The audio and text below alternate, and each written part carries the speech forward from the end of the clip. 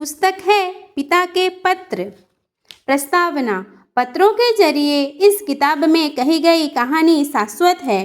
इन्हें मेरे परदादा ने मेरी दादी इंदिरा गांधी को तब लिखा था जब वे छोटी सी बच्ची थी।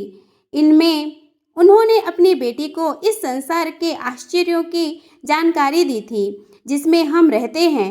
मेरे परदादा की इतिहास की समझ इतनी आधुनिक और उदारवादी थी कि ये किताब आज भी उतनी ही प्रासंगिक है जितनी कि तब थी।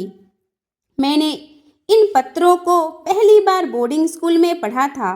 तब मैं 11 साल की थी, यानी इन्हें लिखे हुए 55 वर्ष बीत चुके थे, मगर फिर भी इन्होंने मुझे मुग्ध कर दिया। मैं घर लौटी तो दादी से पूछने के लिए मेरे दिमाग में सैकड़ों प्रश्न घुमड़ रहे थे। अधिकांश लोगों को इंदिरा गांधी एक गंभीर और सख्त मिजाज व्यक्ति लगती थी, मगर वास्तव में वो बेहद स्नेही और ममतामयी थी।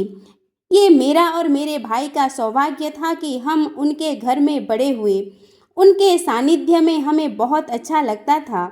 उनके साथ होना बहुत मज़ेदार होता था। वो जन्मजात शिक्षक थी, हर चीज़ में हमारी दिलचस्पी जगाती और अपने आसपास की दुनिया के प्रति हमारे दिमाग, आँख और कान खोलती। लॉन में जरा देर ही उनके साथ टहलना अपने आप में एक एडवेंचर खोज हुआ करती थी। वो हमें नन्हे से पत्थर में भी उसके चक्र और टेक्सचर देखना, तितली के पंखों में इंद्रधनुष रंगों को सराहना और आसमान में सितारों को पहचानना सिखाती। उनकी कहानियों और जो खेल हम खेलते थे, उनकी वजह से लंच और डिनर का समय तो हमारे लिए दुनिया के इतिहास और सभ्यता को जानने का रोचक सबक होता था। इसलिए इतिहास और प्रकृति के प्रति जो प्रेम उनके पिता ने उनमें भरा था, वो मेरे लिए दादी का मुझे दिया अनमोल तोहफा है।